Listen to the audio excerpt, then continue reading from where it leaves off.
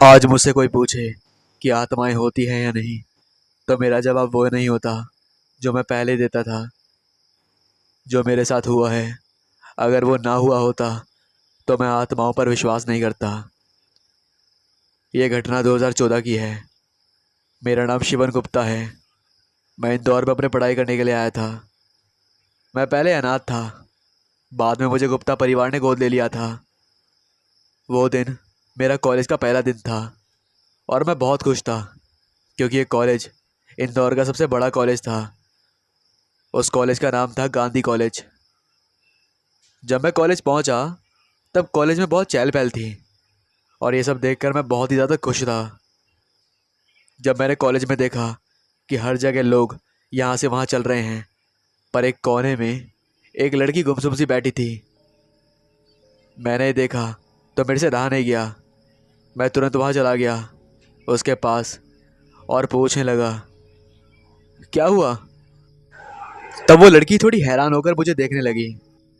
मैं उस लड़की को कुछ और कह पाता कि तभी मुझे पीछे से किसी ने आवाज़ दी। तो मैं पीछे मुड़ा तो मेरे बचपन का एक दोस्त था, समीर। उसने बोला, तू यहाँ क्या कर रहा है? तब मैंने कहा कि मेरा इसी कॉलेज में एडमिशन हुआ है, और मैं उसको लड़की के बारे में कुछ बोलता, तब तक वो वहाँ से गायब हो गई थी। मुझे कुछ अजीब लगा, पर मुझे लगा कि वह वहाँ से चली गई होगी, इसलिए मैंने ज़्यादा ध्यान नहीं दिया। बाद में मैं कॉलेज देखने में बिजी हो गया। काफ़ी सुंदर कॉलेज था। पूरा एंजॉय करने के बाद मैं वापस घर की ओर जा रहा था। घर का रास्ता बहुत सुनसान था। मुझे थोड़ा डर भी लग रहा था। तभी किसी ने मुझे पीछे से आवाज़ दी, और वो आवाज़ लड़की की थी। उस लड़की ने कहा, शिवम, शिवम गुप्ता। मैं उस आवाज़ को सुनकर और भी डर गया, पर मैं अपने डर पे काबू पाकर और तेज तेज चलने लगा। पर वो आवाज़ वापस आई, पर नाम के साथ कहा, डरो मत, मैं तुम्हें कोई हानि नहीं पहुंचाऊंगी। पहले तो मुझे उस औरत की परछाई दिख रही थी, लेकिन अब वो तुरंत मेरे सामने आ गई।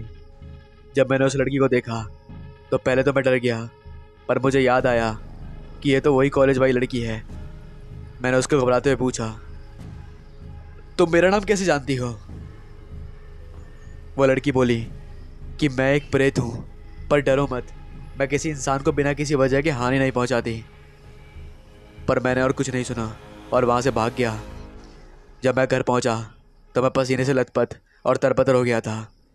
मैंने एक गहरी सांस ली और अपना दिमाग दूसरी ओर लगाने लगा, पर वो नज़ारा बार बार मेरी आंखों के सामने आ रहा था। फिर भी मैंने सोने की कोशिश करी। तभी वापस से वो आवाज़ आने लगी। मैं डर के मारे कांपने लगा। मैं चिल्लाकर बोल पड़ा, कौन हो तुम? तब वो लड़की मेरे सामने आई और कहा, मेरा नाम काव्या है, तुम डरो मत मुझसे, मेरी मदद करो, मुझे तुम्हारी मदद की ज़रूरत है। मे, मेरी मदद? मैं तुम्हारी मदद कैसे करूँगा? तब उस लड़की ने कहा, मुझे मुझे मुक्ति दिलाओ, प्लीज़ मुझे मुक्ति दिलाओ। यार, मैं तुम्हें कैसे मुक्ति दिला सकता हूँ? मुझे कोई अपना ही मुक्ति दिला सकता है। क्या? मैं तुम्हारा अपना कैसे हूँ? तुम मेरे अपने हो। जब मैंने सुना तब मैं हक्का बक्का रह गया, पर उसने कहानी जारी रखकर मुझे बताया, तुम मुझे भूल गए क्या? हम लोग अनाथालय में साथ में ही थे। तुम मुझे प्यार से लड्डू बुलाते थे। ये सुनते ही मेरा दिमाग खनका और तब जाकर मुझे याद आया, अरे हाँ, ये तो मेरे बचपन की दोस्त है। तब जाकर मुझे शांति मिली। पर दूसरी सेकंड में मैं दुखी होकर पूछा, तुम्हारी ये हालत कैसे हुई? तब काव्या ने कहा, तुम्हें तो पता था कि मुझे पढ़ना कितना पसंद था, और मैंने बहुत मेहनत की, और आगे बढ़ने के लिए मैंने गांधी कॉलेज में एडमिशन ले लिया। सब बहुत ही अच्छा चल रहा था, पर एक दिन दो लड़कों की बुरी नज़र मुझ पर पड़ी, और उन लोगों ने मेरा रेप किया और मुझे मार दिया, और ऐसे मैं आत्मा बन गई। जब मेरे साथ ये सब हुआ तब मैं बहुत बड़े सदमे में थी। जब मुझे होश आया तब वो दोनों लड़के मेरा शरीर दफना रहे थे। जब मैंने उन्हें रोकना चाहा तब मुझे पता चला कि मैं मर चुकी हूँ। मैं कुछ नहीं कर पाई। मैंने भगवान को पूछा कि मेरी क्या गलती थी, पर कोई जवाब नहीं आया। जब मैं भटक रही थी तब एक तांत्रिक ने मुझे देखकर बोला कि मुझे पता है कि तेरे साथ बहुत गलत हुआ है। तब मैंने कहा, आपको मेरे बारे में कैसे पता? तांत्रिक ने मुझे बताया कि उसे भगवान ने भेजा है। तब मैंने पूछा, मेरी क्या गलती थी जो मेरे साथ ये सब हुआ? मुझे इन लड़कों से अपने मौत का बदला लेना है किसी भी तरीके से। तब तांत्रिक बोला, बेटा, ये सब किस्मत का खेल है। मुझे पता है तेरे साथ गलत हुआ है, इसलिए मैं तुझे शक्ति देने आया हूँ। मैं तुझे शक्ति देकर चला जाऊंगा, पर मुक्ति तुझे कोई अपना ही दिलाएगा। तब मैंने कहा कि मेरा तो कोई नहीं है। तब तांत्रिक ने कहा, जब सही समय आएगा तब तुझे अपने आप पता चल जाएगा। जब ये सारी बातें मैंने अपने कानों से सुनी तो मेरी आंखें भर आईं। पर फिर काव्या ने आगे बताया कि मेरा बदला पूरा तो हो गया है, पर मुझे मुक्ति नहीं मिली है। तब से अब तक मैं भटक रही हूँ। सालों साल बीत गए। पूरे 3 साल के बाद तुम मुझे मिले हो। जब ये बात सुनकर मैंने उससे पूछा, मैं तेरी मदद कैसे करूँगा लेकिन? तब काव्या ने कहा, मेरे शरीर को अग्निदान करके। दूसरे दिन मैंने अग्निदान देने से पहले वादा लिया कि अगले जन्म में हम वापस दोस्त बनेंगे। ऐसा कहकर उसको मुक्ति दिला दी। तब से लेकर अब तक मैं आत्मा में विश्वास रखता हूँ।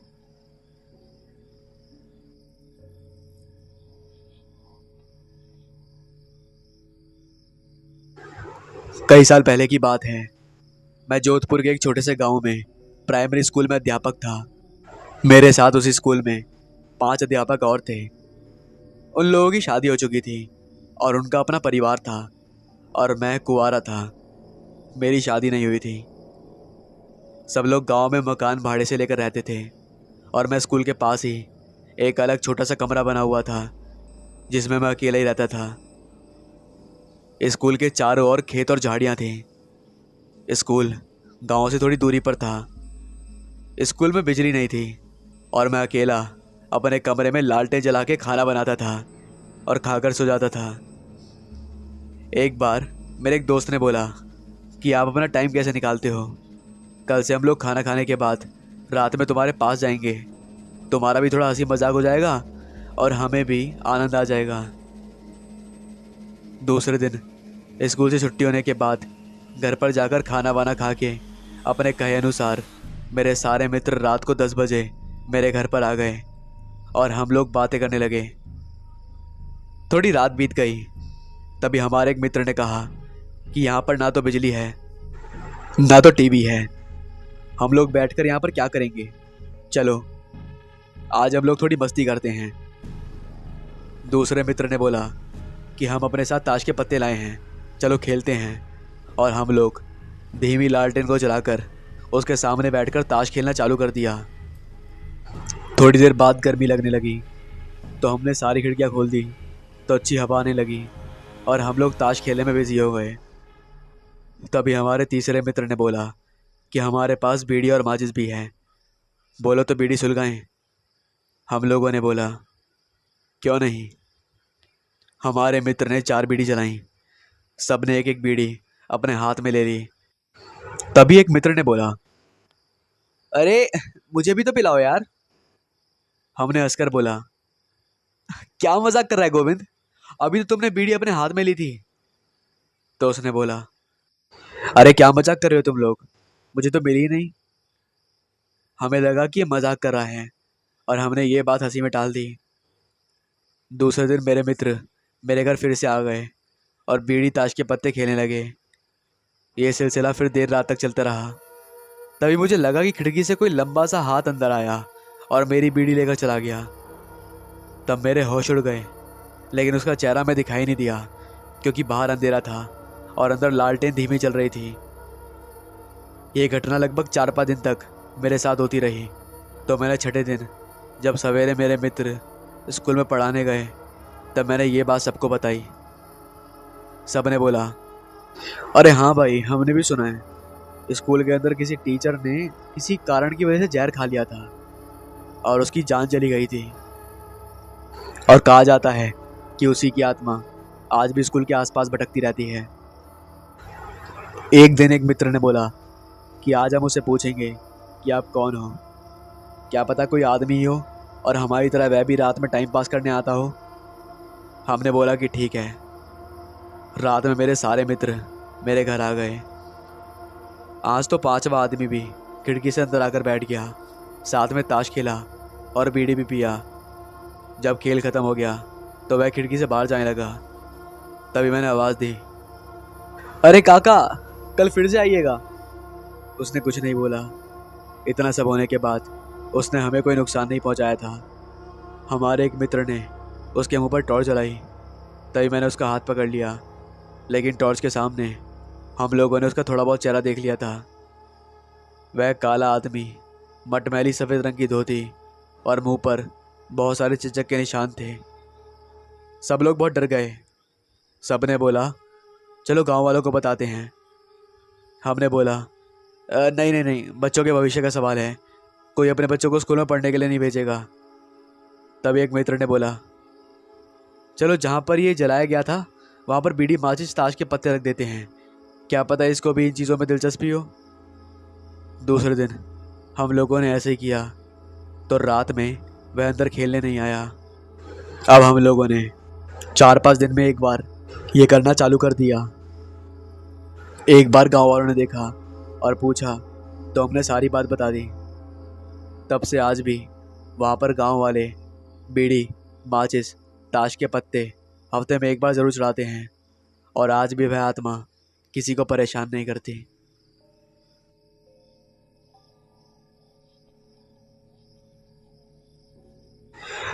जय जय यश यश जय जय। राज चप्पलों को हाथों में लेकर जय और यश का नाम लेकर जोर आवाज में पुकारे जा रहा था, लेकिन दोनों का कहीं से कोई जवाब नहीं आया। सिर्फ और सिर्फ सन्नाटा। रोते बिलखते हुए कांपते हाथों से उन चप्पलों से वह खुद के सिर को जोर जोर से मारने लगा और जमीन पर बैठ चिल्लाने लगा। ऐसा क्यों हुआ था और राज ऐसा क्यों कर रहा था? चलो जानते हैं, कहानी को शुरू से बताता हूँ। बहुत दिनों बाद भाइयों से मिलने की खुशी की बात अलग ही होती है। राजदीप, जयदीप और यशदीप, ये तीनों भाई जैसे एक ही थाली के चट्टे बट्टे हैं। उम्र में भले ही इनमें 3-4 साल का अंतर हो, लेकिन आदतें बिल्कुल एक जैसी हैं तीनों की। राजदीप हैदराबाद में रहकर इंजीनियरिंग की पढ़ाई करता है। जयदीप घर में ही रहता है और यशदीप हॉस्टल में। बहुत ही कम ऐसे अवसर होते हैं जब वे तीनों घर पर एक साथ मौजूद होते हैं, और इस दिवाली पर तीनों भाई कई महीनों के बाद एक दूसरे से मिलने वाले थे। ये दिवाली बहुत यादगार होने वाली थी, क्योंकि इस बार राजदीप पूरे 2 महीने की छुट्टी लेकर घर लौटा था। उसने पहले ही तय कर लिया था कि इन 2 महीनों में एक भी दिन बर्बाद नहीं करेगा।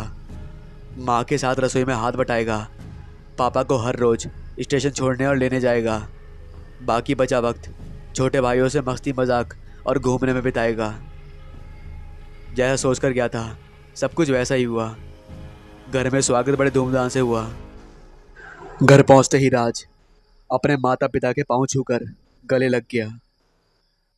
फिर तीनों भाई आपस में लिपट पड़े और फिर धीरे धीरे तीनों के एकजुट होने से घर में फिर से रौनक आ गई। बातों बातों में ना तो नहाने की फिक्र रही, ना ही खाने की। घर में खुशियों का माहौल था। राज ने सबके लिए हैदराबाद से लाए तोहफे निकाल कर दिए। फिर नहा और खाकर आराम करने के लिए थोड़ा लेट गया। तीनों भाई अपनी अपनी बातों में खोए हुए थे। एक तरफ राज उन्हें अपने हैदराबाद के किस्से सुनाता, तो दूसरी तरफ जय और यश अपने हॉस्टल की। तभी यश ने कहा, चलो भाइयों, आज हम पहले की तरह कहीं घूमते हैं। जयदीप ने सहमति जताई। तीनों ही लड़के नए नए रास्ते, घर मकान, नदी नाले, जंगल आदि देखने के शौकीन थे। वे तीनों अक्सर ही घूमने के लिए निकले रहते थे। साइकिल या बाइक लेकर किसी अनजान रास्ते में निकल जाया करते थे और रास्ते में मिलने वाले ठेके और दुकान से भुजिया चटपटी का भी लुत्फ उठाते थे। ऐसा ये तीनों बचपन से ही करते आ रहे थे।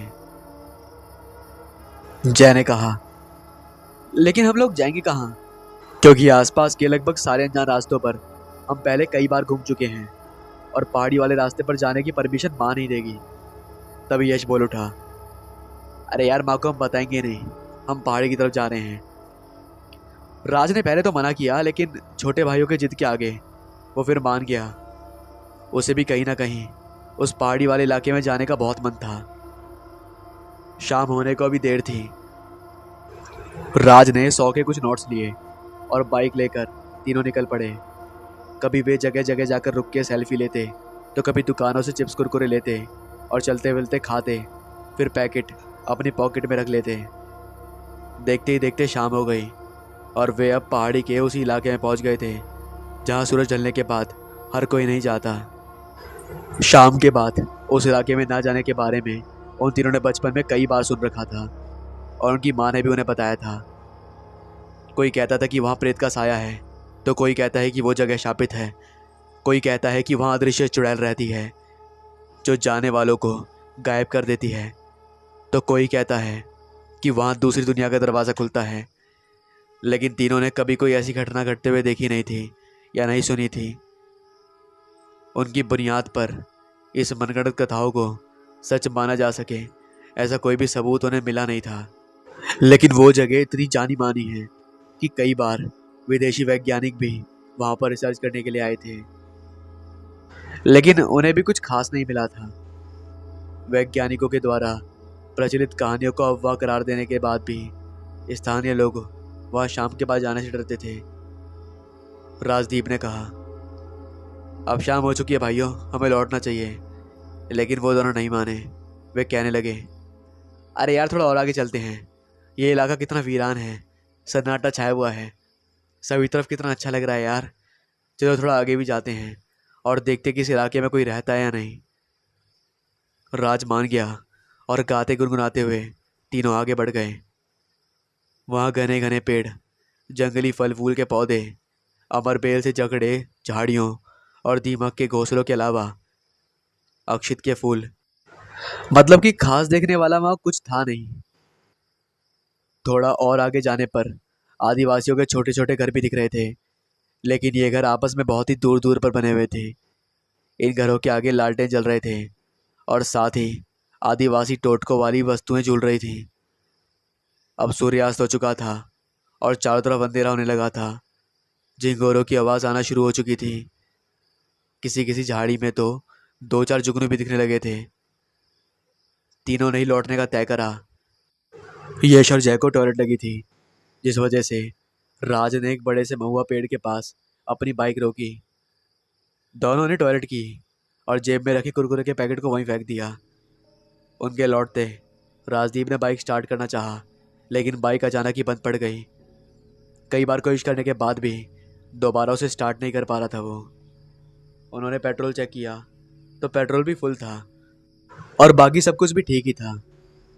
धीरे धीरे अंधेरा और बढ़ने लगा।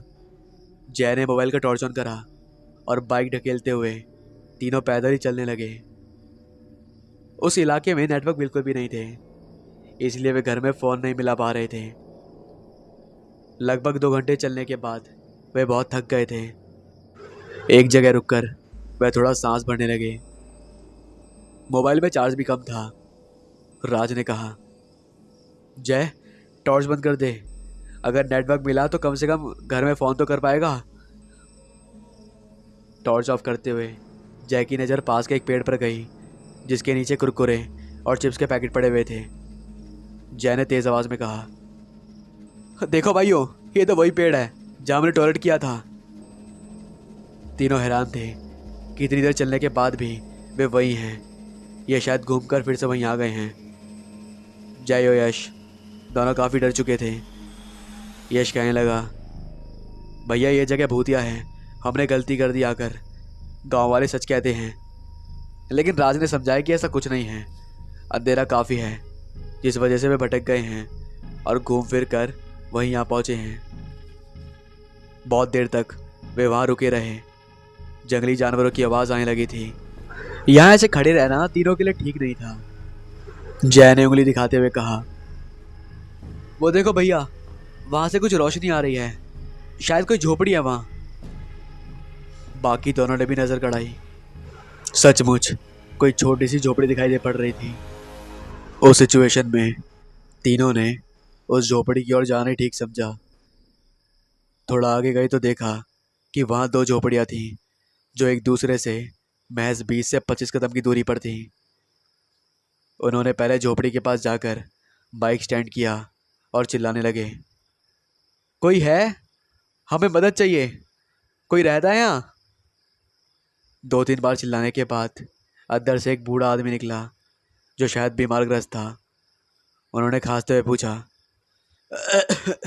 कौन हो तुम लोग? यहाँ क्या करने आए हो? राज ने बूढ़े आदमी को सब कुछ ठीक से समझाया और उन तीनों के लिए एक रात रुकने की अनुमति मांगने लगा। उनकी बातें गौर से सुनने के बाद उस वृद्ध ने ये कहते हुए अनुमति दी कि कोई एक या दो ही सिर्फ रुक सकता है, क्योंकि एक साथ सभी इस छोटे झोपड़ी में नहीं रह पाएंगे।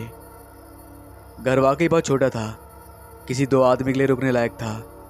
जहाँ वहाँ उन चारों का साथ में रहना संभव नहीं था, लेकिन जानवरों की भयंकर आवाज़ें भी तेज़ होने लगी थी, इसलिए बाहर बैठे रहना भी खतरनाक हो रहा था।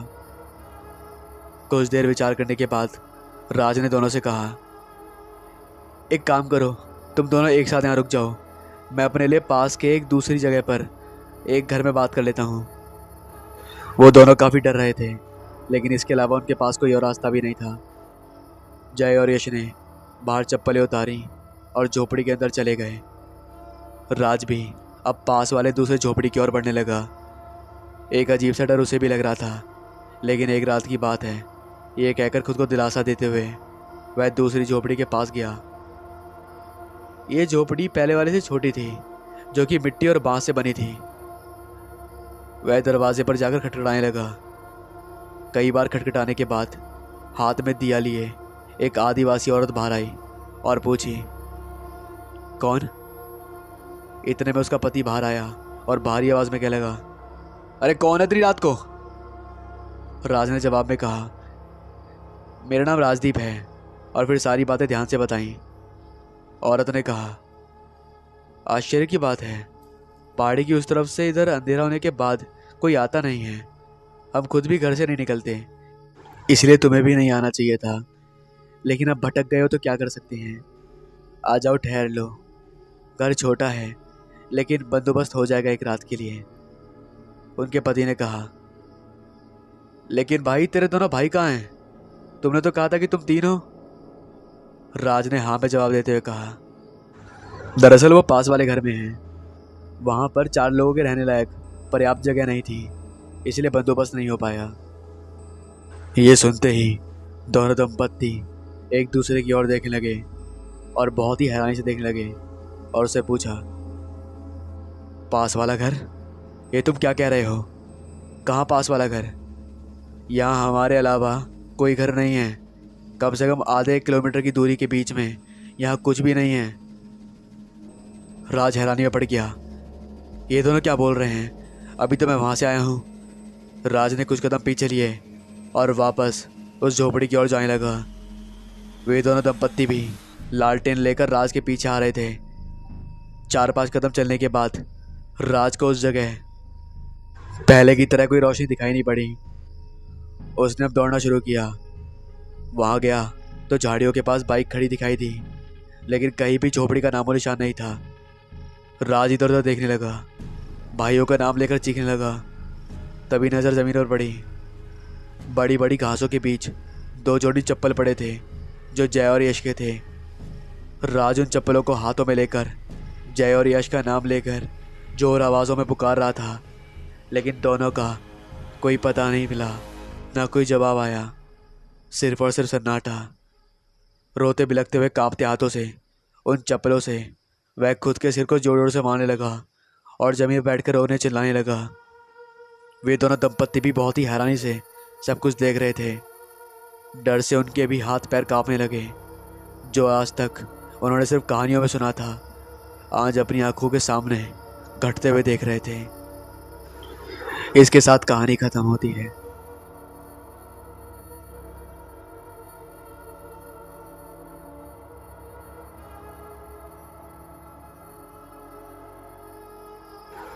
एक गांव है, रामगढ़। ये एक देहाती गांव है। गांव में शिक्षा के लिए केवल 8वीं तक की ही विद्यालय है। वहाँ केवल कुछ ही परिवार आर्थिक रूप से थोड़ा सक्षम हैं और बाकी सब खेती करके जीवन यापन करते हैं। गांव के दक्षिण की ओर एक विशाल घना जंगल है और जंगल से पहले एक बड़ा बरगद का पेड़ है और लोगों का मानना है कि कई सालों से उस पेड़ के नीचे रात को एक तांत्रिक कुछ तंत्र करता है और उसे तलाश है एक गर्भवती स्त्री की लाश की, जिससे वह स्वयं को सिद्ध कर सके। कुछ महीने वह गांव में घूमकर नजर रखता है और एक दिन उसे संपन्न परिवार की एक स्त्री कुएं पर दिखाई देती है, जो 8 माह की गर्भवती स्त्री थी और अब तांत्रिक को उसका शिकार मिल चुका था। पर उसे प्रतीक्षा थी बस एक काली अमावस की रात की, जब प्रकाश ना के बराबर हो और समस्त पृथ्वी पर नकारात्मक ऊर्जा या शक्ति का व्याप्त हो। और ऐसा माना जाता है कि अमावस की रात शैतानी शक्तियों की रात होती है और ठीक 4 दिन बाद ही अमावस थी। और तांत्रिक ने तंत्र प्रक्रिया से समस्त गांव को नींद के गहरे आवेश में सुला दिया और वह रात के घंघोर अंधेरे में निकल पड़ा अपने शिकार की ओर। वह कुछ ही समय बाद वहां पहुंच जाता है और उस स्त्री को मारकर बरगद के पेड़ पर लटका देता है। अगली सुबह गांव में कोहराम मच जाता है। गांव वाले मिलकर उसका अंतिम संस्कार करते हैं, पर तांत्रिक के प्रयोग से उसकी आत्मा मुक्त नहीं हो पाती। और क्योंकि उसकी मृत्यु से पहले दिन उसे एक बेटी पैदा हुई थी, तो उसका मन अपनी पुत्री पर था, तो वह मुक्त नहीं होना चाहती। इसलिए वह कुछ दिनों बाद सबसे पहले उस तांत्रिक की बहुत भयानक तरीके से मौत करती है। अब आप लोग सोच रहे होंगे कि तांत्रिक ने ऐसा क्या करा था। मतलब तांत्रिक तो उसे अपने फायदे के लिए ले रहा था ना। मैं आपको बताता हूँ।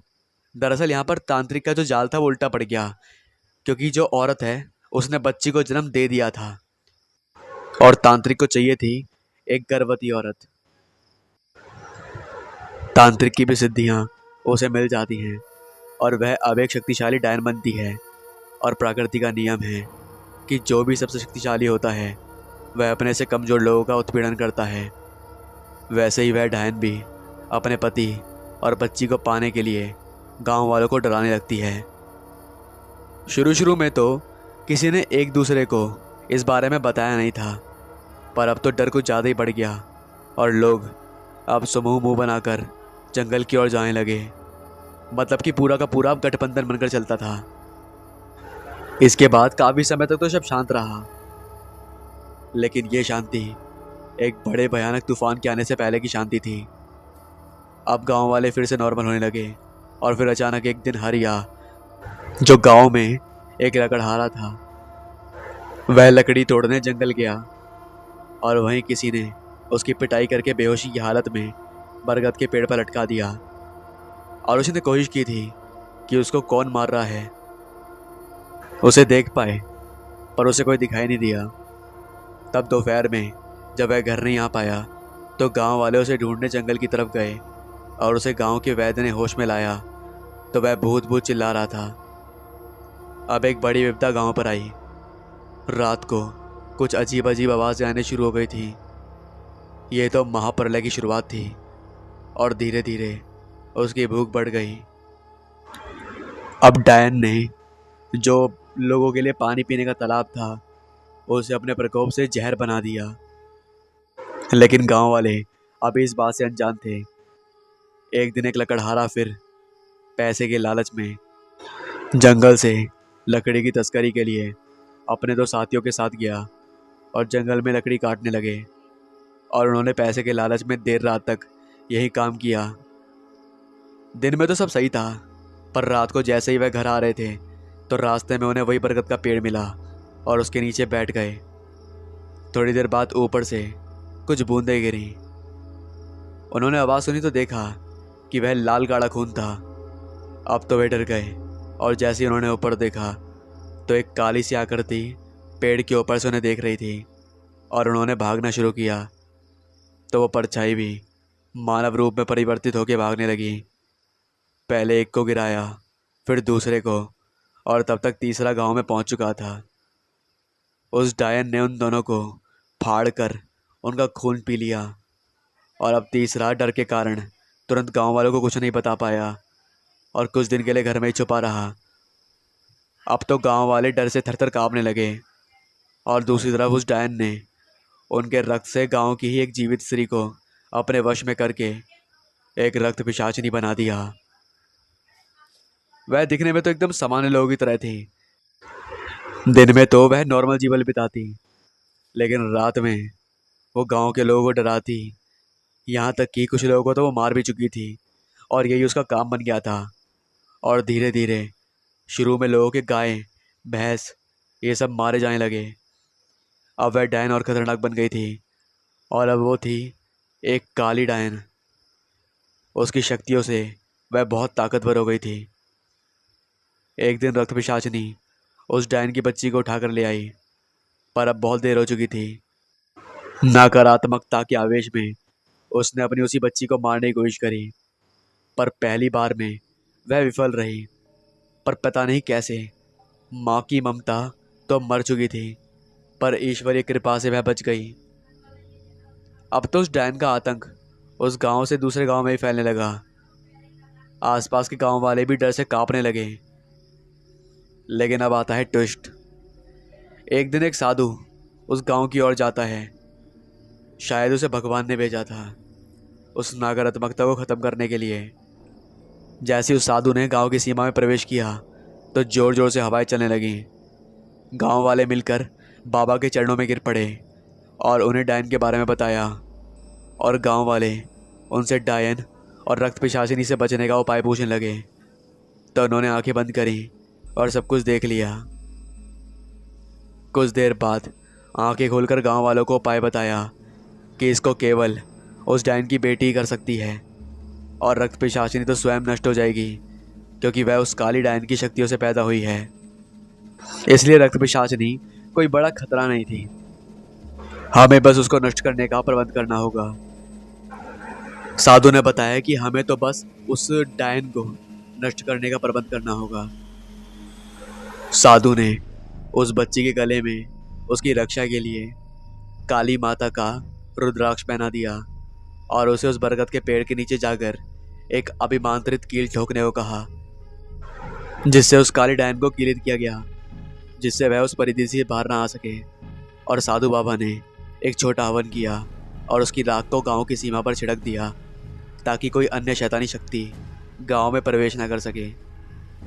अंत में गुड़िया बनाकर उस डायन की आत्मा को मंत्रों से कैद करके उसे उस पेड़ के नीचे जला दिया गया। और जैसे ही वह गुड़िया पूरी जली तो उससे एक तेज़ काला धुआं निकला और काली डायन हमेशा के लिए मुक्त हो गई। और वह महिला जो कि एक रक्त पिशाचिनी थी वो भी सामान्य हो गई। अब गांव वाले खुशी से रहने लगे और साधु ने भी दूसरे गांव की तरफ प्रस्थान किया, दूसरों की मदद के उद्देश्य से। इसी के साथ कहानी खत्म होती है।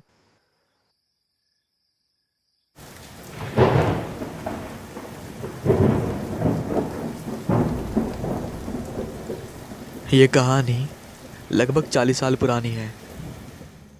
मुझे याद है 2 साल पहले MBBS की डिग्री मिली थी मुझे। उसके बाद एक बड़े क्लिनिक में मेरी नौकरी लग गई और काफ़ी वक्त तक मैं काम करता रहा। लेकिन अन्य डॉक्टरों की तरह मेरे दिमाग में भी आकांक्षा थी कि अपना एक क्लिनिक खोल लूं। दौलत कमाने का तस्वुर भी मेरे दिमाग में था और लोगों की सेवा करने का भी। मैं जिस जगह रहता था वहाँ से कुछ दूरी पर एक छोटी मोटी गरीबों की बस्ती भी थी, जहाँ पर एक बहुत पुराना टूटा हुआ किला बना हुआ था। मैंने अपनी शुरुआत उन्हीं गरीब बस्ती से करने की सोची। हालांकि जब मैंने वहाँ पर अपना क्लिनिक बनाने की सोची तो मुझसे लोगों ने बहुत मना किया कि तुम उस जगह पर अपना क्लिनिक मत खोलो, क्योंकि तुम्हारे क्लिनिक के पास में ही एक टूटा हुआ किला मौजूद है, जहाँ पर कई लोगों के साथ कुछ अनहोनी घटनाएं भी हुई हैं और वह किला भूत प्रेत का माना जाता है। मगर मैं इन बातों को नहीं मानता था और इन्हीं सबको देखते हुए टूटे किले की ओर एक खोली में मैंने अपना क्लिनिक खोला। दवाइयों की शीशियां, एक नई कुर्सी और कुछ ऐसा ही सामान वहां पर मैंने डाल दिया। पहले ही दिन लगभग 4-5 मरीज आए। हाँ, उन मरीजों की संख्या कम थी, लेकिन मुझे कुछ तो सहारा हुआ था। टूटे हुए किले की आबादी में अधिकतर झोपड़ियों और कुछ बेहतर मकान थे, लेकिन कच्चे किले में कोई आबादी नहीं थी। किसी जमाने में यह किला कोई हैसियत रखता होगा। अब तो केवल वहां पर खंडर थे और उनमें बड़ी वीराना छाई रहती थी। इलाके में बिजली थी, इसलिए कोई कठिनाई नहीं थी, लेकिन रात को जो पेशेंट थे यहाँ आने से काफ़ी डरते थे। इस डर का कारण टूटे किले की भूत प्रेत की कहानियां थी। बस्ती के लोगों का ख्याल था कि टूटे किले में प्रेत रहते हैं। उनके पास इन प्रेतों की अजीबोगरीब कहानियां भी मौजूद थीं। एक शाम आसमान पर बादल छाए हुए थे। दोपहर को जिस समय मैं क्लिनिक आया था, उस समय हल्की हल्की बूंदाबांदी हो रही थी। मुझे उस टाइम पर घर वालों ने मना किया था कि आज क्लिनिक ना जाऊं। इस मौसम में मरीज भी वैसे भी कम आएंगे, लेकिन मैं उनकी बातों से सहमत नहीं था। मैं क्लिनिक पहुंच गया। शाम तक कई मरीज आए, लेकिन शाम 5 बजे के बाद बारिश के आसार कुछ अधिक हो गए। बारिश की ऐसी झड़ी लगी कि 3 घंटे तक लगातार पानी पड़ता रहा। रात के 8 बज चुके थे। 8 बजे का समय ऐसा लग रहा था मानो आधी रात हो गई हो। लगभग 9:45 के करीब बारिश रुकी तो मैंने जाने की तैयारियां शुरू कर दी। मैंने क्लिनिक का दरवाज़ा बंद कर दिया, बत्ती बुझा दी। अभी मैं 2 कदम भी नहीं चला था कि कोई शख्स मैंने अपनी ओर आता हुआ महसूस किया। मैं हैरान रह गया। इस समय किसी का आना आश्चर्यजनक था। मैं रुककर उसे देखने लगा। कुछ देर के बाद वो शख्स मेरे काफी करीब पहुंच गया। वह लंबे कद का आधेड़ उम्र का आदमी था। चेहरे से अच्छा खासा शरीफ नजर आ रहा था। बारिश में उसके कपड़े भी भीगे हुए थे। बालों से पानी के कतरे टपक रहे थे। मैंने उसे टीन के साए में आने को कहा और बोला, क्या बात है, खैरियत तो हैं आप? डॉक्टर साहब, क्या आप मेरे साथ चलने की तकलीफ कर सकेंगे? क्यों, कोई बीमार है क्या? हाँ डॉक्टर साहब, बहुत सख्त बीमार है। कौन है बीमार? डॉक्टर साहब, मेरी बेटी बीमार है। अच्छा, क्या बीमारी है उसे? यही तो समझ नहीं आ रहा। आप प्लीज़ मेरे साथ चलिए। वैसे आज उसकी तबीयत ज़्यादा खराब हो गई है। अच्छा, तुम बस्ती में रहते हो? हाँ, थोड़ा सा उस तरफ, बूढ़े ने जवाब दिया। लेकिन मैंने जवाब पर ध्यान नहीं दिया। मैं भागकर हॉल में अंदर आया। मैंने अपना बैग लिया, उसमें दवाई रखी और उसके साथ चलने के लिए तैयार हो गया।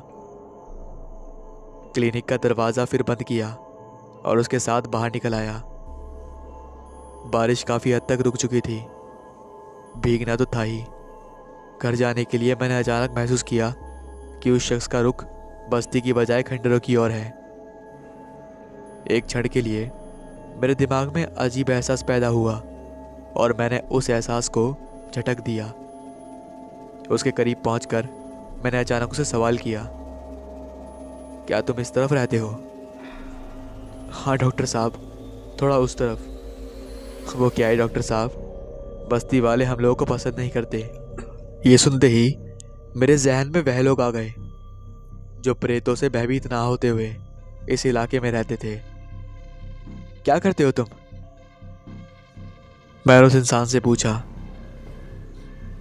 मैं तो कुछ नहीं करता, बेकार आदमी हूं, बूढ़े ने जवाब दिया। बारिश बंद की हो गई थी और अब हमारे बदन भी भीग नहीं रहे थे। मैं बूढ़े के साथ चलता रहा। फिर मैंने महसूस किया कि उसका रुख किले की ओर है, लेकिन वह टूटे हुए के किले के दरवाजे में दाखिल नहीं हुआ, बल्कि उसकी दाईं ओर जहां पर दीवार जा रही थी वहां चल पड़ा। और दीवार के साथ साथ कुछ मकान भी थे। वो बूढ़ा उन मकानों की ओर नहीं रुका, बल्कि उनसे भी काफी आगे चलकर एक मकान के सामने रुक गया, जो उन मकानों के पिछली ओर था। वो कच्चा मकान था। बाहर से देखने में महसूस होता था कि अंदर से उसकी हालत बहुत खस्ता होगी, लेकिन अंदर प्रवेश करने के बाद ये एहसास दिमाग से निकल जाना बहुत मुनासिब लग रहा था। लगभग सहन पार करके हम एक कमरे के दरवाजे पर पहुंच गए, जिस कमरे का दरवाज़ा खुला हुआ था। अंदर से रोशनी आ रही थी। मैं बूढ़े के पीछे पीछे कमरे में दाखिल हो गया। छोटा सा कमरा था। कमरे में मामूली सा सामान था। एक चारपाई पर कोई सफ़ेद चादर ओढ़े लेटा हुआ था। उसके बराबर ही एक अधेड़ उम्र की औरत बैठी हुई थी। औरत के चेहरे पर चिंता के साए साफ साफ नजर आ रहे थे। उसने गर्दन उठाई और उठकर खड़ी हो गई। ये डॉक्टर साहब हैं। डॉक्टर साहब आ गए हैं। अच्छा, औरत ने अजीब लहजे में कहा, फिर मेरी तरफ देख के बोली, ज़रा देखिए तो डॉक्टर साहब, मेरी बच्ची को क्या हो गया है। मैं उसी जगह बैठ गया जहाँ थोड़ी देर पहले वो बूढ़ी औरत बैठी हुई थी। मैंने सोने वाली के चेहरे से कपड़ा हटाकर चेहरा देखा तो बस देखता ही रह गया। उसके गुलाबी होठ की पंखुड़ियाँ की तरह थी। सुराहीदार गर्दन थी। बहुत ही खूबसूरत चेहरा था। मैंने ऐसा चेहरा शायद ही कभी देखा था। अजीब सी कशिश थी। एक जवान शरीर मेरे सामने था। जवानी की सुंदरता का एक मस्त शबाब, लेकिन वह बीमार थी और मैंने अपना फर्ज याद किया और उसकी कलाई अपने हाथ में ले ली। कितनी ठंडी थी। उसका हाथ बर्फ की तरह था। मैंने ताज्जुबता से उन लोगों की तरफ देखा और उसकी सांस का जायजा लेने लगा। सांस का आना जाना साफ साफ महसूस हो रहा था। सीने का उतार चढ़ाव भी इस बात को प्रकट कर रहा था कि वह जिंदा है, लेकिन इस बात का कोई अंदाजा नहीं हो पा रहा था कि लड़की इतनी ठंडी क्यों है। तापमान बेहद गिरा हुआ था। मैंने ताज्जुब से लड़की की ओर देखा। फिर मैंने लड़की के सीने और सांस का जायजा लिया। सब कुछ सही था। सारे अंग ठीक से काम कर रहे थे, लेकिन बदन ठंडा था। बाहर हॉल में देखता रह गया। फिर उसके बाप से सवाल किया, कितने अरसे से बीमार है ये। साहब, लंबे अरसे से यही हालत है लड़की की। क्या? हाँ। ठीक है, मैं इंजेक्शन दे देता हूँ और कुछ दवा भी। कल मेरे क्लिनिक पर आकर इसका हाल बता देना। बहुत बहुत शुक्रिया डॉक्टर साहब। मैंने इंजेक्शन की तैयारियां शुरू कर दी। मैंने लड़की की बाह पर इंजेक्शन लगाया और कुछ दवाइयां दे दी। फिर मैं वापस चलने लगा। बूढ़ा भी मेरे साथ साथ आया था। बाहर आने के बाद उसने अपनी जेब में हाथ डाला और कुछ निकाल कर मुझे दे दिया। मैंने अंदाज़ा नहीं किया था कि उसने मुझे क्या दिया है, और मैंने इस बारे में ज़्यादा सोचा नहीं। मैं जानता था गरीब आदमी के पास क्या होगा, वो बेचारा क्या दे सकता है।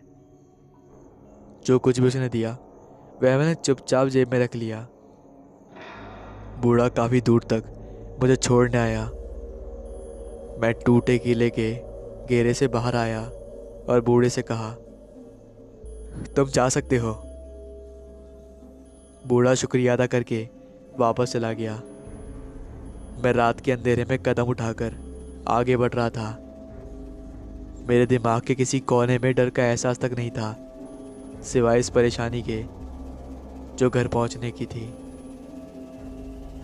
बहरहाल घर पहुंचा। माँ और बहन मेरे लिए परेशान थे। मैंने भीगा हुआ लिबास उतारा, उसके बाद खाना खाया और खाकर सो गया। अगली सुबह घर से चलते समय ही मैंने देखा कि बूढ़े ने जो कुछ मुझे दिया था वह 100 के 2 नोट थे, यानी कि 200 के, जो रात को भीगी पैंट की जेब से निकलकर मैंने बिना देखे मेज पर डाल दिए थे। मेरे लिए बहुत हैरत की बात थी उस मकान में रहने वाला शख्स डॉक्टर को 200 फीस दे सकता है। मुझे खुशी भी हुई थी। ये पहली बार बड़ी कमाई थी जो मैंने की थी उस जमाने में। उस जमाने में 200 रुपये बहुत बड़ी बात हुआ करती थी। हालात भी कुछ ऐसे ही थे कि 200 रुपये मेरे लिए बहुत बड़ा महत्व रखते थे।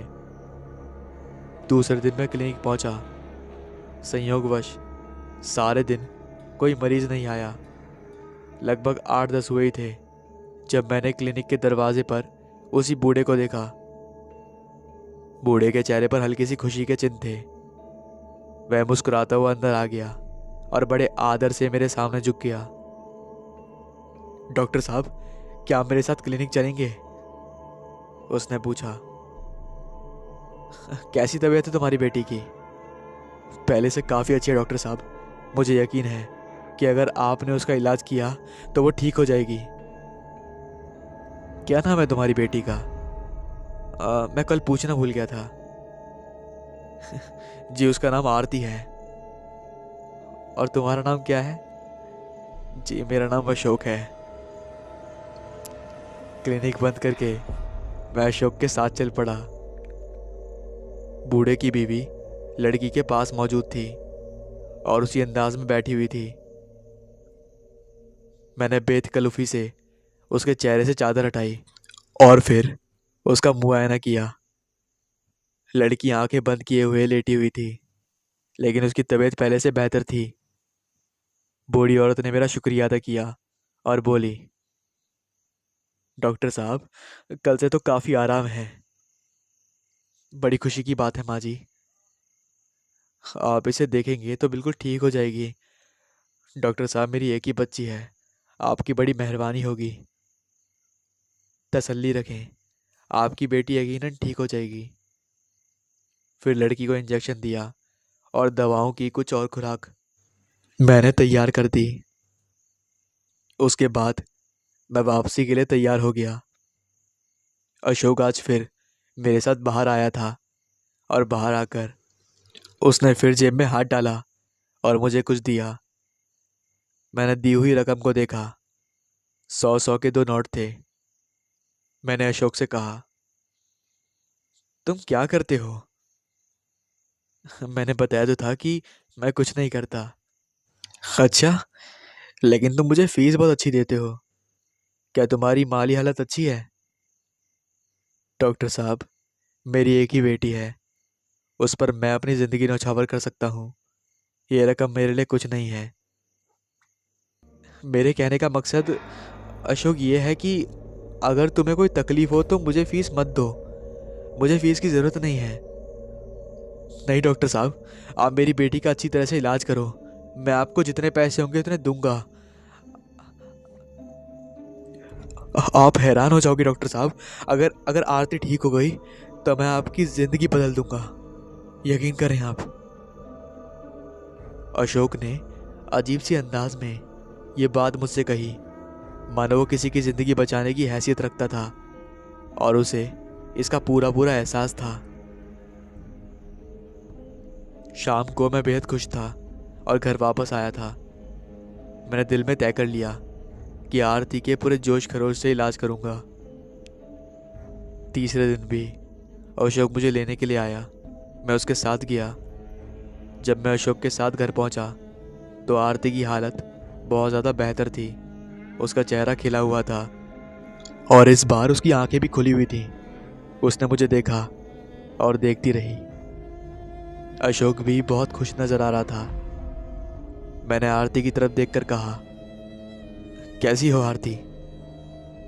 मेरे मुंह से अपना नाम सुनकर वो चौंक गई। आप मेरा नाम कैसे जानते हैं डॉक्टर साहब?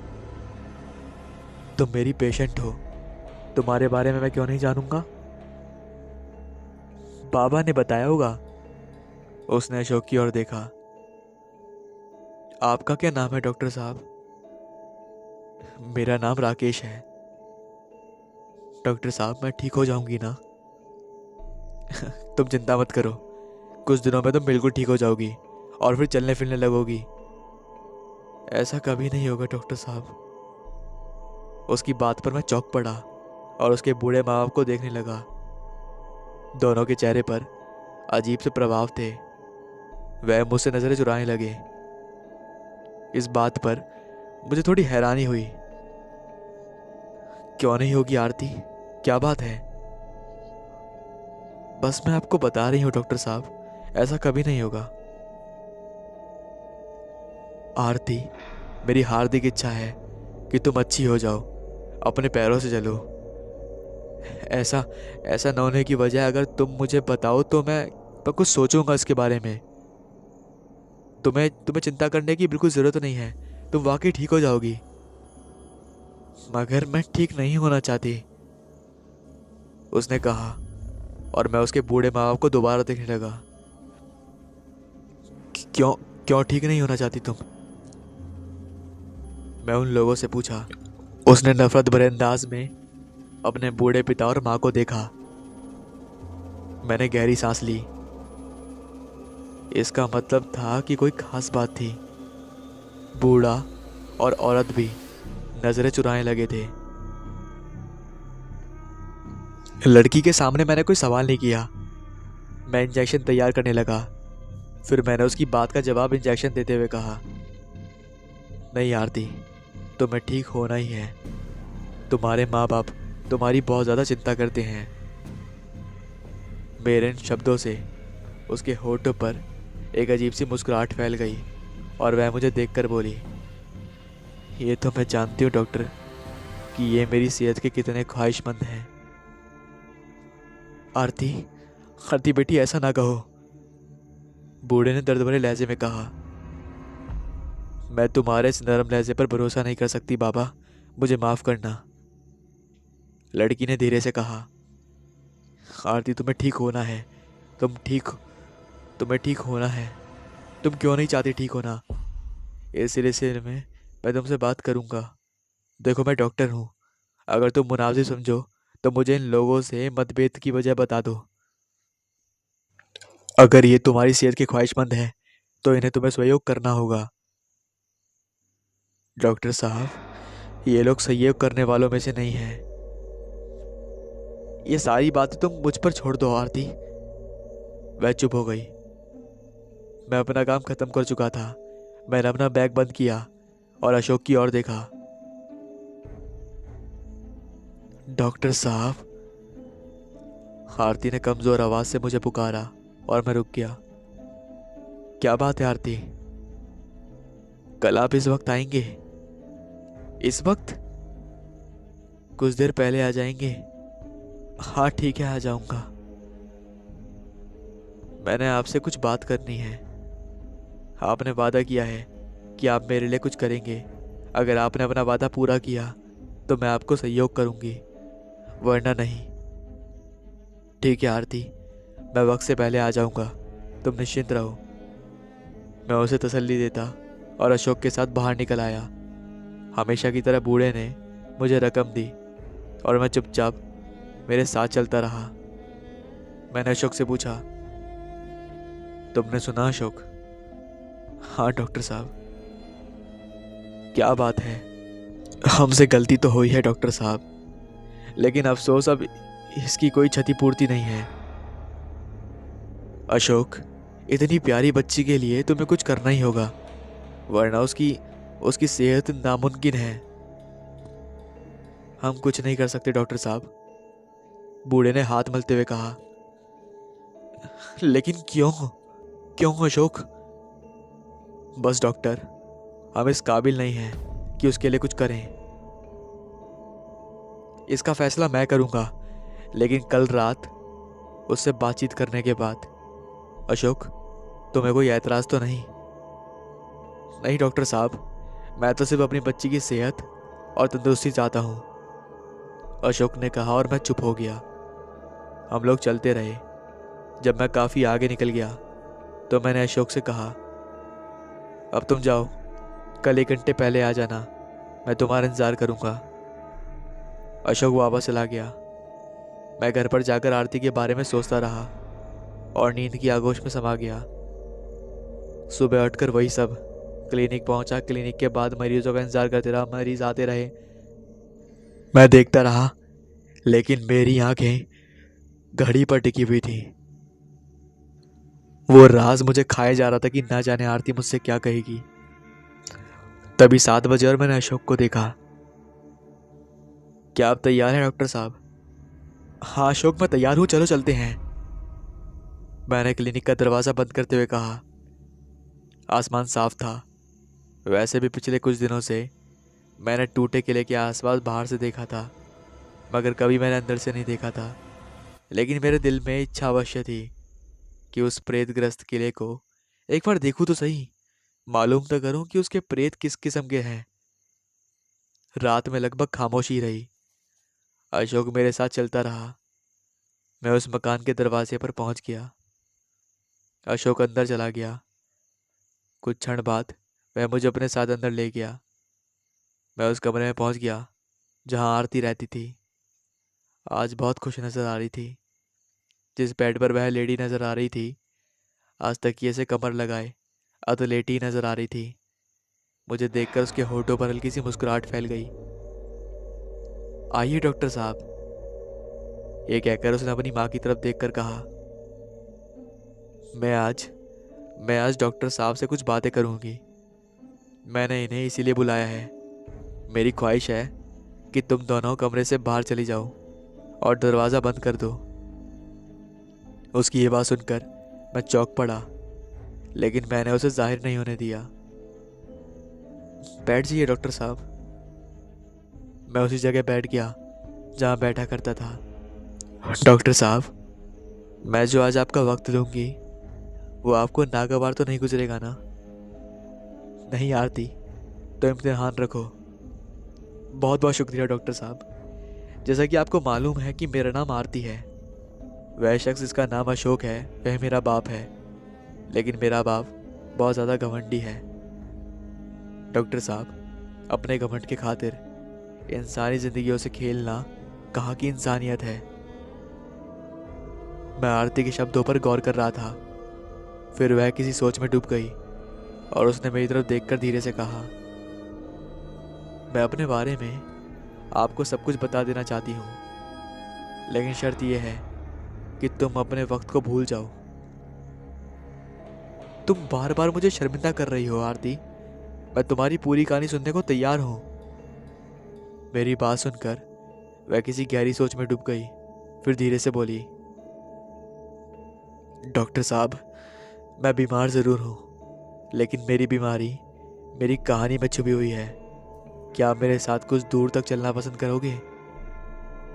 उसने सवालिया नज़रों से मेरी ओर देखकर कहा। क्या मतलब है तुम्हारा? मैंने चौंक कर पूछा। उसकी कमज़ोरी से मैं अच्छी तरह वाकिफ था। वह खड़ी भी नहीं हो सकती थी, लेकिन मैंने देखा कि आरती बेड से नीचे उतर आई। उसने अपनी जूती पहनी और खड़ी हो गई और मेरी तरफ देखकर बोली, मैं अपनी कहानी को एक ऐसा रंग देना चाहती हूँ जिससे आपको सही अंदाजा हो सके। ठीक है आरती। मुझे अंदेशा था कि कहीं अशोक इस सिलसिले में कोई एतराज़ ना करे। मैं बाहर निकला तो अशोक और उसकी बीवी का कहीं अता पता नहीं था। आरती ने खुद ही उन्हें कमरे से बाहर भेज दिया था और वह शायद इतनी दूर चले गए थे कि हमें देख ना सके। उसने धीरे से मेरी कलाई पकड़ी और बाहर निकल आई। डॉक्टर साहब, मुझे सहारा देते रहना। मैं काफ़ी अरसे से बेड से नीचे नहीं उतरी। मैंने उसकी हाथ को मजबूती से थाम लिया। किले की भीतरी हालत देखकर मुझे थोड़ी हैरानी हुई। बाहर से वो जितना टूटा फूटा नजर आता था, अंदर से उतना टूटा फूटा नहीं था। छोटे बड़े मकान, मानो चारों तरफ से उन मकानों में कहीं कहीं रोशनी अभी भी थी। ये बात मेरी जानकारी में आज तक ना आई थी कि टूटे किले के अंदर भी कोई आबादी है। इसके अलावा मैंने इधर से आते जाते लोगों को कभी नहीं देखा था, लेकिन मैंने मन की इस बात को आरती के सामने प्रकट नहीं किया। मैं आरती के साथ आगे बढ़ता रहा। फिर एक छोटे से मकान के दरवाजे पर आरती रुक गई। उसने मकान के दरवाजे पर 3-4 बार दस्तक दी। दरवाजे के अंदर से आवाज आई, कौन है? मैं हूँ आरती। अरे आरती। अंदर से प्यार भरी आवाज आई और अगले ही क्षण दरवाजा खुल गया। एक बूढ़ी किस्म की औरत दरवाजे पर खड़ी थी। उसने मुस्कुराते हुए हमारा स्वागत किया। आरती अंदर आओ, उसने प्यार से कहा। मेरी तरफ उस औरत ने ध्यान नहीं दिया, जैसे उसने मुझे देखा ही ना हो। आरती ने मेरा हाथ पकड़ा और अंदर दाखिल हो गई। रोहित कहाँ है माँ जी? अपने कमरे में सो रहा है। क्या मैं उसे देख लूं? हाँ हाँ, जा देख ले उसे, तुझे कौन रोकने वाला है, बूढ़ी ने कहा। आरती ने मेरा हाथ पकड़े पकड़े एक कमरे का रुख किया। दरवाजे पर पहुंचकर उसने मेरा हाथ छोड़ दिया और फिर अंदर दाखिल हो गई। थोड़ी देर बाद अंदर से उसकी आवाज सुनाई दी। अंदर आ जाओ डॉक्टर साहब। मैं अंदर दाखिल हो गया। कमरे में मिट्टी का तेल का दिया जल रहा था। मटियाली रोशनी फैली हुई थी। उस रोशनी में चारपाई पर कोई आदमी सोया हुआ नजर आ रहा था। आरती ने करीब पहुंचकर उसके चेहरे से चादर हटा दी। वह एक सुंदर सा नौजवान था। इतनी गहरी नींद सो रहा था कि चादर हटाने के बावजूद उसकी आंखें ना खुली। आरती ने मेरी ओर देखा और धीरे धीरे उसके बदन से चादर उतार दी। मैं उसको देख के चौंक पड़ा। नौजवान के सीने पर दिल की जगह एक सुराग था जिससे खून बह रहा था। मैं चौंक कर पीछे हट गया। आरती ने शायद ये सुराग नहीं देखा था और ना ही खून। ये सब क्या है आरती? मैंने उस उबलते हुए खून को दिखाकर कहा। यही तो है सब कुछ, उसने दर्द भरे लहजे में कहा। क्या मतलब है तुम्हारा? इसे गोली मार दी गई है, आरती ने दर्दनाक आवाज में कहा। कब? कहां? किसने? बाबा ने, अशोक ने। हाँ, लेकिन क्यों? कब? कैसे? मैंने हैरानी से उसकी ओर देखकर कहा, लेकिन आरती के चेहरे पर इस किस्म के भाव थे जैसे उसे उस दृश्य पर कोई हैरानी ना हुई हो। यही सब कुछ बताने के लिए ही तो मैं तुम्हें यहां लाई हूं। तुम्हारी कोई बात मेरे समझ में नहीं आ रही है। तुमने इसे देख लिया? आरती सोए हुए शख्स पर चार ढककर बोली। हाँ, लेकिन क्या तुम इसे डॉक्टर के पास नहीं ले जाओगी?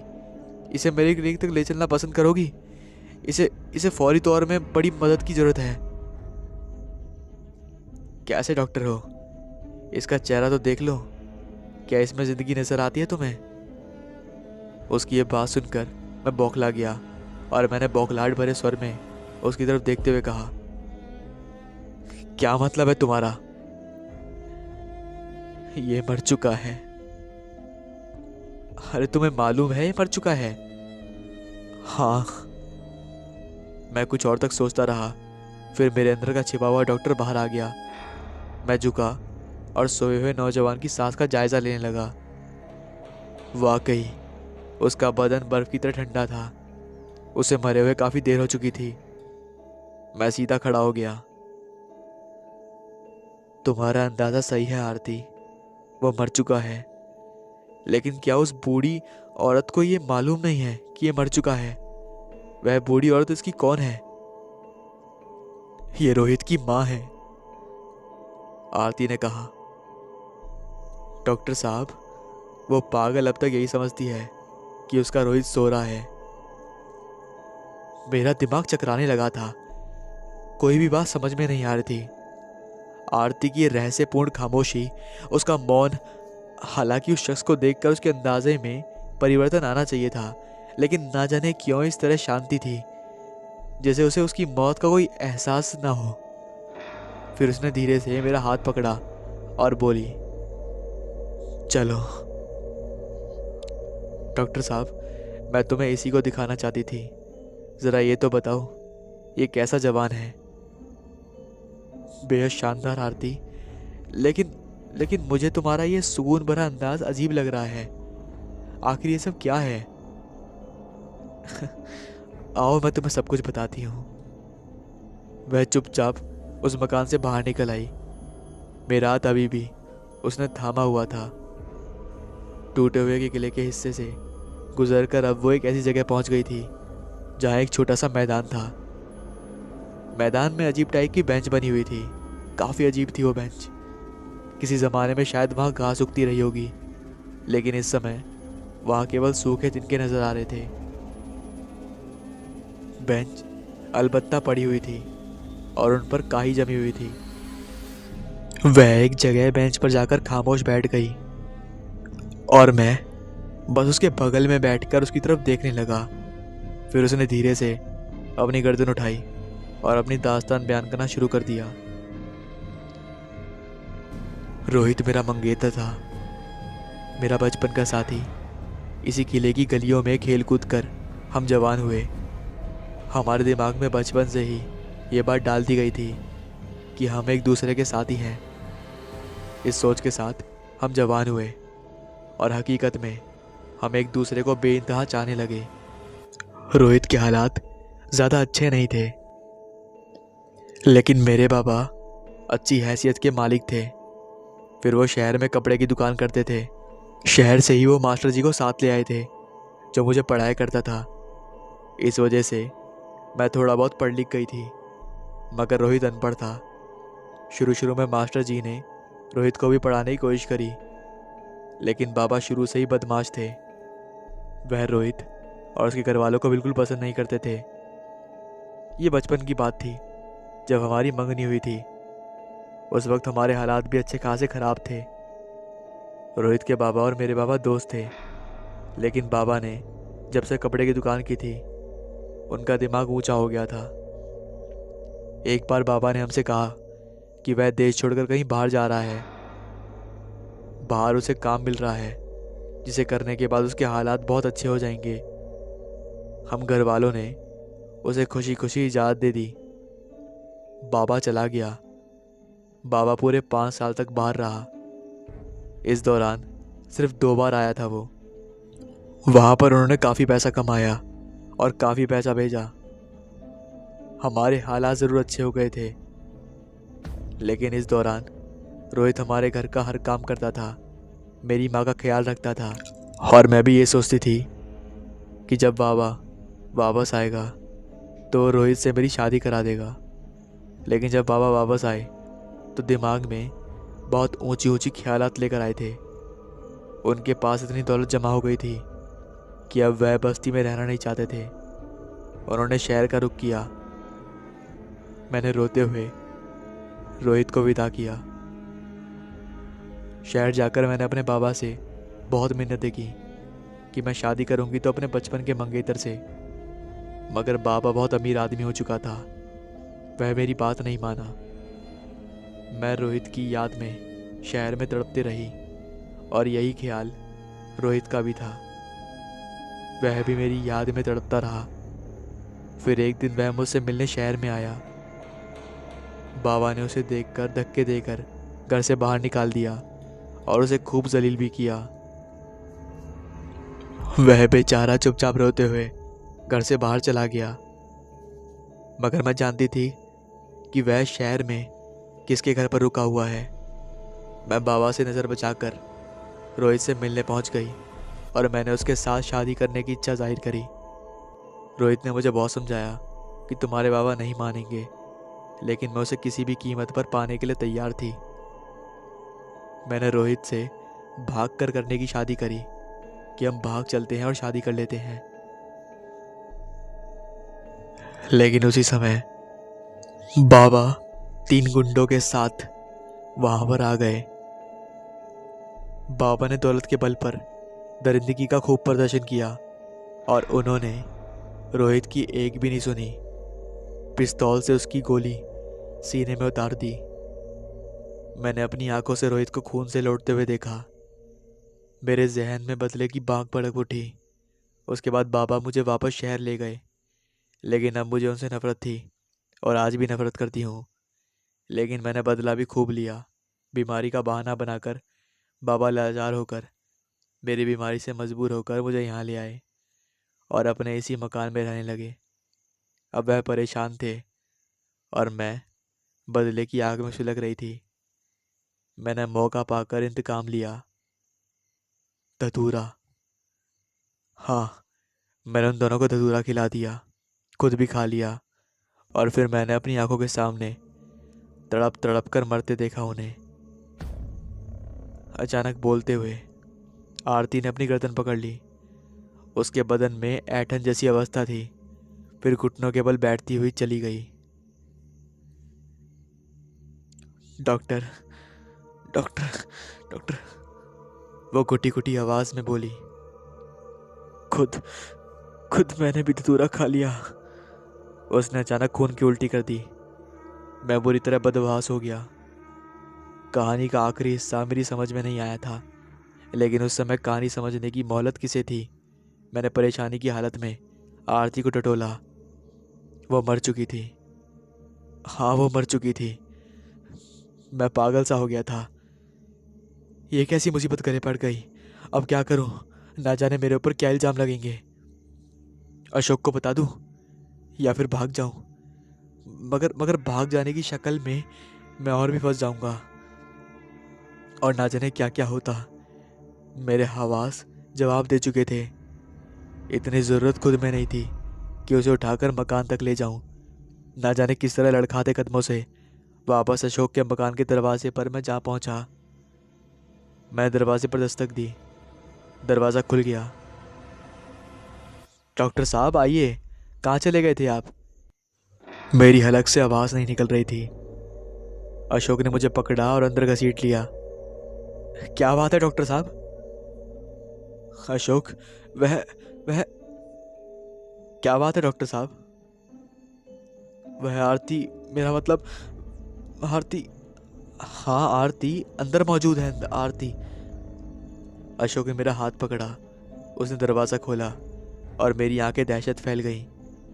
आरती पलंग पर लेटी हुई थी और मुझे देख रही थी। उसने मुझे देखा और उसके होठों पर रहस्यमय मुस्कुराहट फैल गई। अशोक ने मेरी तरफ देखा। उसकी निगाहों में अजीब सी अवस्था थी। डॉक्टर साहब, क्या सब कुछ मालूम हो गया? तुम्हारे चेहरे से अंदाजा होता है कि तुम सब कुछ जान चुके हो। अब यहाँ तुम्हारी क्या ज़रूरत है? जाओ डॉक्टर साहब, वापस जाओ। मैंने गलती की थी, उसका खामियाजा भुगता। लेकिन अशोक, ये सब क्या है? ये लड़की कुछ देर पहले मर चुकी थी। अरे हाँ, लेकिन लेकिन क्या? उसके लिए कर भी क्या सकता हूँ? इंसान गलती कर लेता है, फिर बाद में पछतावा होता है। मतलब ये कि मौत के बाद भी? मतलब?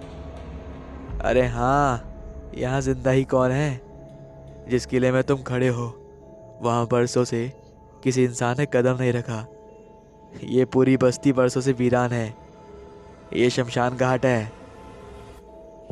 जैसे ही उसने ये अल्फाज बोले, कुछ देर पहले जो मुझे वहाँ पर एक अच्छा खासा मकान नजर आ रहा था, लेकिन अब मैंने देखा कि मैं एक मुर्दा घाट में खड़ा हुआ था और चारों तरफ अंधेरा ही अंधेरा था। अब मुझे वहाँ पर इंसानी बस्ती का नामो निशान तक नजर नहीं आ रहा था, और मेरे सामने आरती अजीब सी भयानक शक्ल में बैठी हुई मुझे घूर रही थी। मैं बदहवासी की हालत में चारों ओर देखने लगा। मैं समझ गया कि ये टूटे हुए किले के अंदर का कोई इंसानी बस्ती नहीं, बल्कि शमशान घाट है। मेरे बदन में जितनी ताकत थी, उतनी ताकत से मैं भागा और तेजी से क्लिनिक की ओर गया। उसके बाद मैंने उस जगह पर कभी भी रुक नहीं करा। लेकिन अब भी मुझे टूटे हुए किले के वाकया जब भी याद आता है तो मेरा बदन का रोम रोम डर के मारे कांप उठता है।